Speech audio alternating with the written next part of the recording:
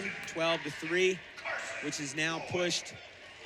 That'll pick up 3 points. That'll push Appalachian State's lead to double digits, 10.5 points, as we go into, well, they got one more wrestler, so they're definitely going to have a double-digit lead going into the finals tonight. Really nice takedown on mat 2 by Jaquan Anderson. Going up against Caleb Rowe.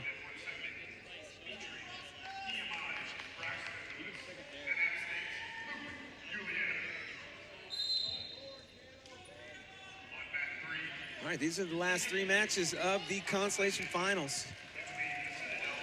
Lucas Uliano of Appalachian State gets a takedown early in the first period to go up 3-0 over Braxton Lewis of VMI.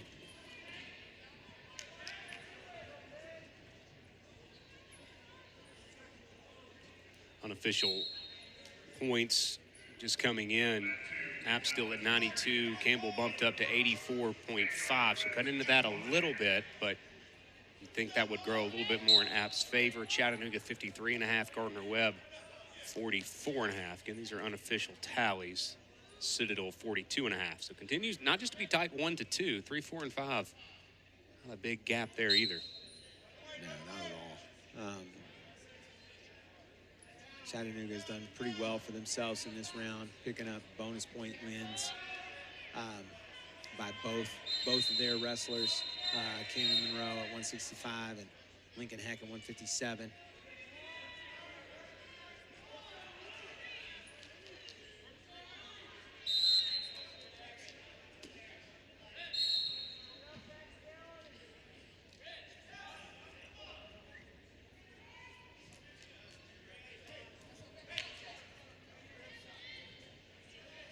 Lewis was able to get an escape. Uliano in deep on a double.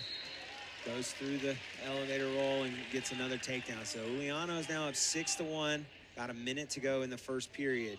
Again, that's huge for the team race.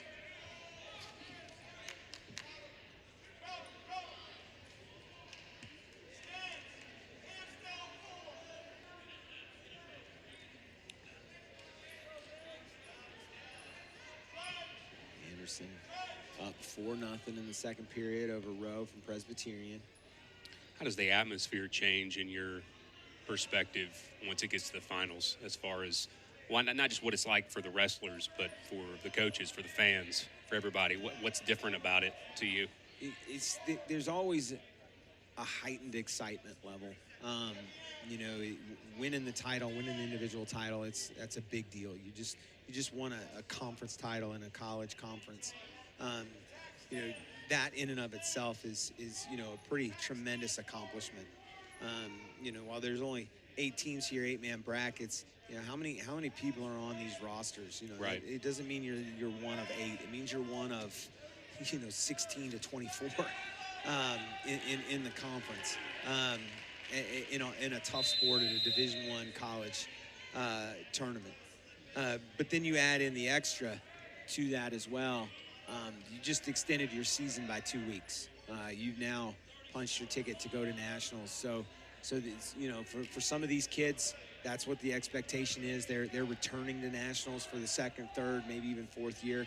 But for some of these kids, it's a lifelong dream that's just been accomplished. And so, you know, that excitement level of everything is just heightened across the board. The crowd will be bigger, and there's only one match. So, you know, everybody's focused on a match. So when you hear the big scream, you know exactly what it's for, because it's just this one match. Everything else will be picked up.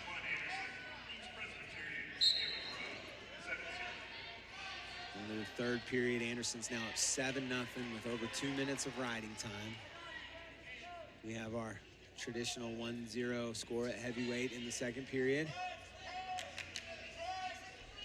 Ben Stemmet is up 1-0.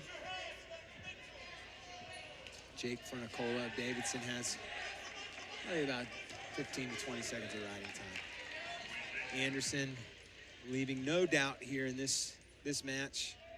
Now up 10-0 with over 2 minutes of riding time. Jake Uliano with a 3-point lead over Braxton Lewis. Lewis kind of comes out of that bad position and improves it a little bit. I don't know if he's quite in position to get a takedown from there, but he definitely got himself in a better position to where he wasn't going to give one up.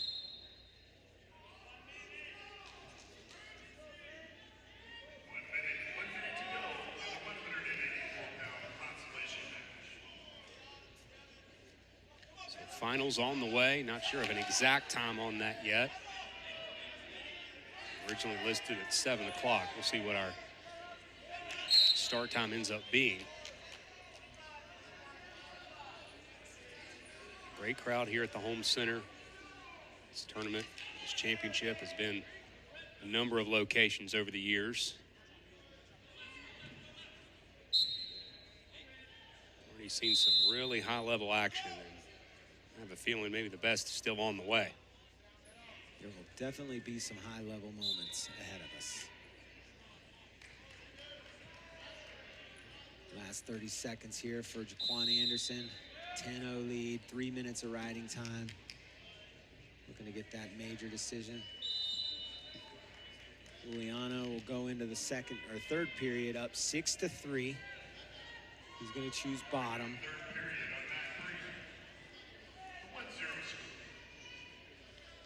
Fernicola takes down as he goes into the third period over there on mat 3, down 1-0 to Ben Stemmet from the Citadel. Stemmet's a lot of forward pressure, chopping the arm out. Fernicola gets to his feet. He's going to attack the hands, try to get separation. And Juliano gets the pin. So not only does he get the 2 points, but then he gets the 2 bonus points for the pin as well.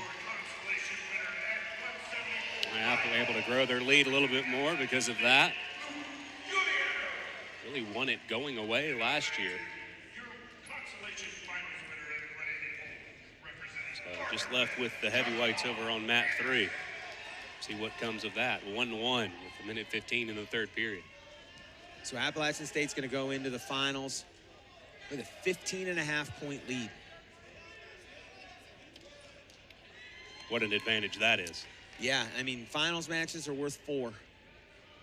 So Campbell's going to have to be near perfect. They have 6 guys in the finals. You know, obviously, if they go 6 for 6 with all pins, that gives them 36 points, and they would, you know, win the title. But that's a pretty tough ask. I mean, you don't see too many pins in the finals. Not saying it's not going to happen. It just isn't generally something you're gonna see very often. But Appalachian State also has 6 in the finals. So as we go through these weights, Appalachian State's they're gonna be coming up first. Their guys are gonna come up early, 133, 149, 157. So they're gonna get 3 of their 6, half of their 6 out of the way in the first 5 matches, unless we change the order, which is very possible. Due to the true seconds, we might end up going 149 and 165 as the first 2 matches in the finals. In which case, Appalachian State would have the first 2 matches, and we'd get a head-to-head match at 165. So, definitely going to be exciting.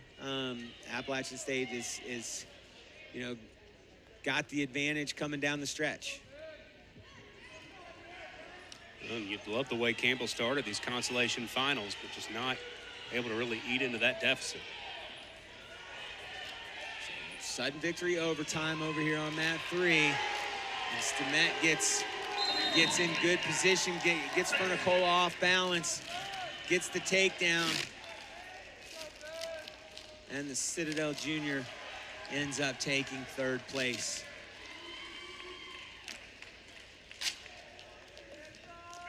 That'll do it.